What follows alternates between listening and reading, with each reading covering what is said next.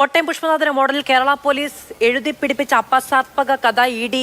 ഏതാണ്ടെടുത്ത് അതിലൊരു തീരുമാനമാക്കിയിരിക്കുന്നു. അപ്പോൾ നിങ്ങൾ ഇത്രയും ഈ കഴിഞ്ഞ ഇലക്ഷനുകളിലെല്ലാം 2021 ഈ സംഭവം നടന്ന അവിടം തൊട്ട് ഇങ്ങോട്ട് മുഴുവൻ പറഞ്ഞ രാഷ്ട്രീയ ആരോപണങ്ങൾ കൂടിയാണ് ഇല്ലാതാകുന്നത്.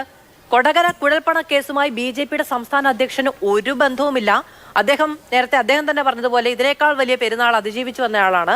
അപ്പോൾ അദ്ദേഹത്തെ ഉടുക്കുകൊട്ടി പേടിപ്പിക്കാനുള്ള ശ്രമം ഇല്ലാതായിരിക്കുന്നു. BJPയുമായി ബന്ധപ്പെട്ട രാഷ്ട്രീയ ആരോപണങ്ങൾക്ക് ഇനി യാതൊരു വാലിഡിറ്റിയുമില്ല.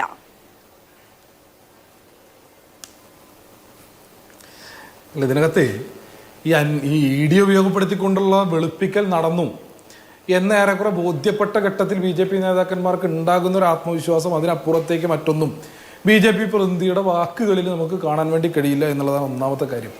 ഇനി അങ്ങ് തന്നെ പറഞ്ഞു വെച്ചത് പ്രകാരം വളരെ വളരെ സിമ്പിളായിട്ടുള്ളൊരു കാര്യം ചോദിക്കട്ടെ. അദ്ദേഹം പറയുകയാണ്, രാത്രി അന്ന് ഈ പറഞ്ഞ കുഴൽപ്പണം പിടിച്ചപ്പോൾ 3.5 കോടി റുപ്യ പിടിക്കപ്പെട്ടപ്പോൾ ധർമ്മരാജൻ എന്ന് പറയുന്ന ഹവാല മാഫിയ സംഘ തലവന് കേരളത്തിൽ ഏറ്റവും അടുപ്പുള്ള രാഷ്ട്രീയ നേതാവ് അദ്ദേഹത്തിന്റെ പാർട്ടിയുടെ സംസ്ഥാന പ്രസിഡന്റ് ആയതുകൊണ്ട് അദ്ദേഹത്തെ വിളിച്ചതാണെന്ന് 20 തവണയാണ് അന്ന് രാത്രി, അന്ന് പുലർച്ചെ ഈ ധർമ്മരാജനും കെ സുരേന്ദ്രനും തമ്മിൽ ഫോൺ ഇടപാട് നടന്നത്. ഇത് സുരേന്ദ്രന്റെ ഫോണിൽ മാത്രമല്ല, അദ്ദേഹത്തിന്റെ മകന്റെ ഫോൺ വഴി നിരന്തരം ബന്ധപ്പെടുന്നു. അദ്ദേഹത്തിന്റെ മകൻ ഏതെങ്കിലും രാഷ്ട്രീയ പാർട്ടിയുടെ നേതാവാണോ എന്ന് എനിക്കറിയില്ല.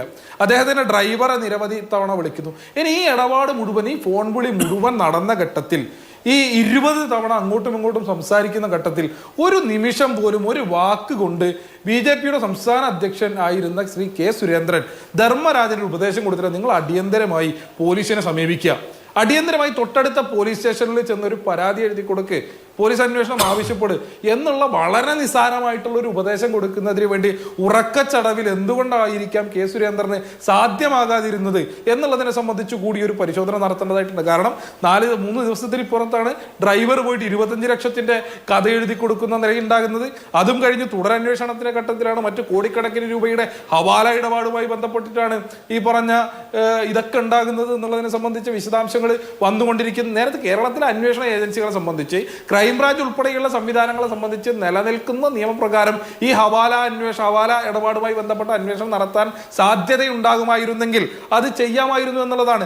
ഇത് നടത്തേണ്ട ആളുകൾ ഇതുമായി ബന്ധപ്പെട്ട് നമുക്ക് നോക്കാം. 2021 EDയുടെ മുൻപിലേക്ക് വിഷയം എത്തിയതിനു ശേഷം 3 വർഷക്കാലം ഇതുമായി ബന്ധപ്പെട്ട് ഒരു അന്വേഷണവും നടത്താതെ ഇവരിത് മരവിപ്പിച്ചു വെക്കുന്ന നിലയുണ്ടായി. ഏറ്റവും ഒടുക്കം ബഹുമാനപ്പെട്ട ഹൈക്കോടതിയുടെ ഉൾപ്പെടെ ഇടപെടലുണ്ടാവും 2024 നവംബറിൽ. ഇപ്പൊ ഈ ഏറ്റവും ഇമ്മീഡിയറ്റ് ആയിട്ട് കൊണ്ടുപോയി കുറ്റപത്രം സമർപ്പിക്കുന്ന നിലയുണ്ടാകാൻ കാരണം ബഹുമാനപ്പെട്ട ഹൈക്കോടതിയിൽ 50ാം സാക്ഷിയായിട്ടുള്ള സന്തോഷം എന്നാണ് ഞാൻ ഓർക്കുന്നത്.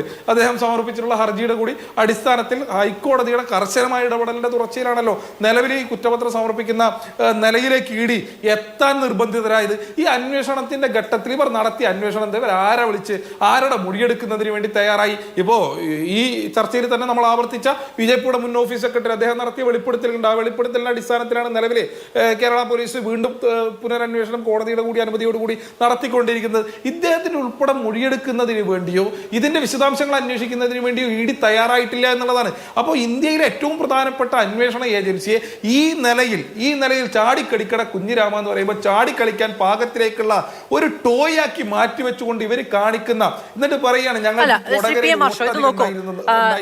കേരള പോലീസിന് കള്ളപ്പണം അന്വേഷിക്കാൻ കഴിയില്ല, അതുകൊണ്ടാണ് ഈ പറയുന്ന അന്വേഷണമൊക്കെ പൂർത്തിയാക്കിയതിനു ശേഷം ഇന്ന സൂചനകളോടുകൂടി EDക്ക് വിശദമായ റിപ്പോർട്ട് നൽകി കേസ് കൊടുക്കുന്നത്. നേരത്തെ ശ്രീ VP ശ്രീപത്മനാഭൻ പറഞ്ഞതുപോലെ വിളിച്ച് കൊണ്ടുവരുന്നത് അന്വേഷണത്തിന് വേണ്ടി എന്നുള്ളത് വിളിച്ചുകൊണ്ടിരുന്നല്ല.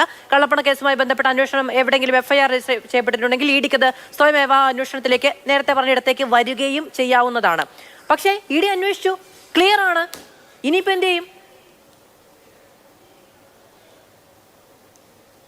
അല്ല, അതിനകത്ത് നേരത്തെ അങ്ങ് സൂചിപ്പിച്ചതുപോലെ ചില സൂചനകൾ EDക്ക് സമർപ്പിക്കുക എന്നുള്ളതല്ല, വളരെ കൃത്യമായി ഇതുമായി ബന്ധപ്പെട്ടിട്ടുള്ള കേരള പോലീസിന്, സംസ്ഥാന പോലീസ് സംവിധാനങ്ങൾക്ക് ക്രൈംബ്രാഞ്ചിനടക്കം ലഭ്യമായ മുഴുവൻ തെളിവുകളും കൈമാറുക എന്നുള്ളതാണ് ചെയ്തിട്ടുള്ളത്. ഇപ്പോൾ നമ്മളെ സംബന്ധിച്ചിപ്പോൾ കഴിഞ്ഞ 10 വർഷക്കാലം. ഇപ്പോൾ രാജ്യസഭയിൽ തന്നെ ഉന്നയിക്കപ്പെട്ട ചോദ്യത്തിന് മറുപടിയായി കേന്ദ്ര ഗവൺമെന്റ് പുറത്തുവിട്ട കണക്കുണ്ടല്ലോ, കഴിഞ്ഞ രാജ്യത്തെ രാഷ്ട്രീയ നേതാക്കന്മാർക്ക്, എം പിമാർക്ക്, എം.എൽ. എമാർക്കെതിരെ ED എടുത്തിട്ടുള്ള കേസുകൾ കഴിഞ്ഞ 10 വർഷക്കാലം, ഒന്നാം NDA ഗവൺമെന്റും രണ്ടാം NDA ഗവൺമെന്റും കാലഘട്ടത്തിൽ 193 കേസാണ്. ആ 193 കേസിൽ എത്ര കേസ് ED തെളിയിക്കപ്പെട്ടിട്ടുണ്ടെന്ന് ചോദിച്ചാൽ വെറും 2 കേസ് മാത്രമേ തെളിയിക്കപ്പെട്ടുള്ളൂ. 193 കേസിൽ 2 കേസ് മാത്രം. ഇങ്ങനെ പൊളിറ്റിക്കൽ ടൂളാക്കിയാണ് BJP ED കൊണ്ട് നടക്കുന്നത്. പക്ഷെ അങ്ങനെ ഇരിക്കുമ്പോഴും നിലവിലുള്ള ഈ പറഞ്ഞ പോലെ PMLA ആക്ട് പ്രകാരം ഈ ഹവാല ഇടപാട് അന്വേഷിക്കുന്നതിന് വേണ്ടി മറ്റ് അന്വേഷണ സംവിധാനങ്ങൾക്ക് രാജ്യത്ത് നിലനിൽക്കുന്ന നിയമപ്രകാരം കഴിയില്ല, സാധ്യമല്ല.